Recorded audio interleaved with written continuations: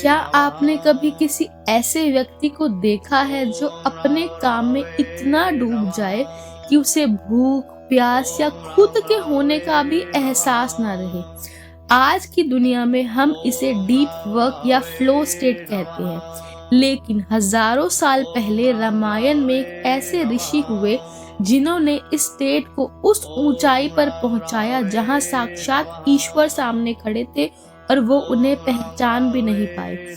आज की कहानी है सुतीक्ष्ण ऋषि की, एक ऐसा शिष्य जिसने गुरु की आज्ञा को अपने अस्तित्व से बड़ा बना लिया। आज हम केवल कहानी नहीं सुनेंगे, बल्कि सुतीक्ष्ण ऋषि के चरित्र से फोकस, ईगो और सक्सेस के वो गुप्त फॉर्मूले सीखेंगे जो आज के कॉम्पिटिटिव युग में सबसे ज्यादा जरूरी है।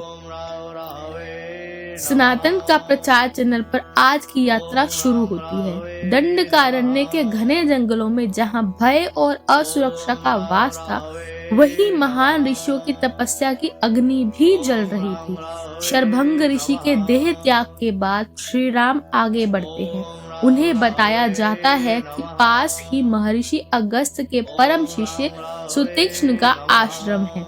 सुतीक्ष्ण ऋषि कोई साधारण तपस्वी नहीं थे। उन्होंने पंचाग्नि तप किया था, यानी चारों तरफ अग्नि और ऊपर से तपता हुआ सूरज। लेकिन गौर करने वाली बात यह है कि इतनी कठोर तपस्या के बाद भी उनके भीतर अहंकार का एक कण भी नहीं था।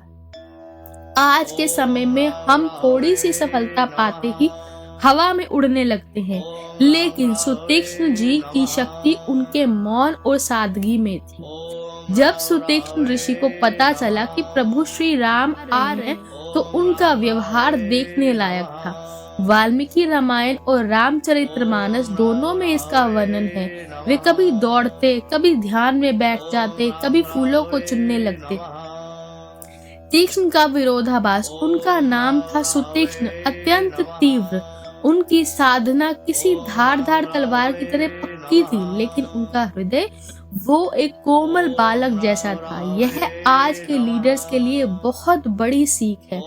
काम में वज्र जैसा कठोर और स्वभाव में फूल जैसा कोमल होना चाहिए। जब श्री राम सामने आए तो ऋषि उन्हें एक पल के लिए पहचान ही नहीं पाए। क्यों? क्योंकि वे श्री राम के विग्रह यानी शरीर से ज्यादा श्री राम के नाम, गुरु की आज्ञा में डूबे थे। मनोविज्ञान कहता है कि जब आपका आंतरिक अनुभव इतना गहरा हो जाए तो बाहरी वास्तविकता धुंधली पड़ जाती है।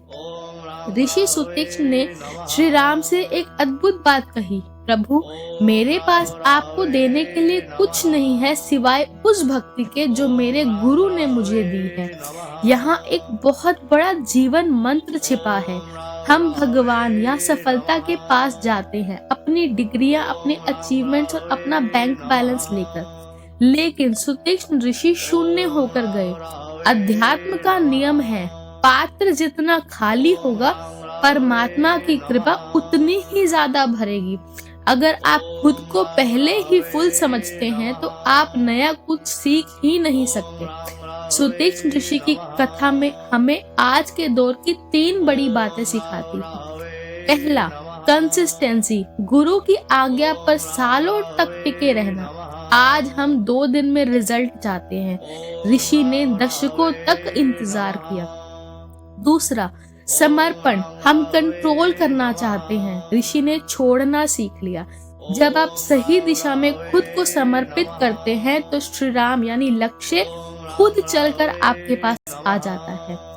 तीसरा, इम्पोर्टेंस ऑफ मेंटरशिप, सुतीक्ष्ण ऋषि खुद महान थे, लेकिन उन्होंने हमेशा श्रेय अपने गुरु अगस्त्य को दिया।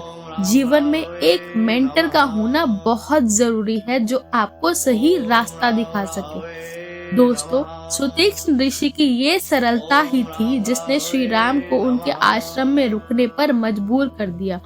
लेकिन कहानियां खत्म नहीं होती।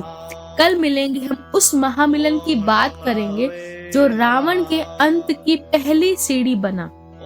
सुतीक्ष्ण जी श्री राम को भेजेंगे महर्षि अगस्त्य के पास, जहां श्री राम को मिलेंगे वो दिव्य अस्त्र जो किसी भी अधर्म को जड़ से मिटा सकते थे। अगर सुतीक्ष्ण ऋषि की ये गहराई आपको पसंद आई तो कमेंट में लिखिए जय श्री राम, और इस वीडियो को उन लोगों के साथ जरूर शेयर करें जिन्हें आज फोकस की जरूरत है।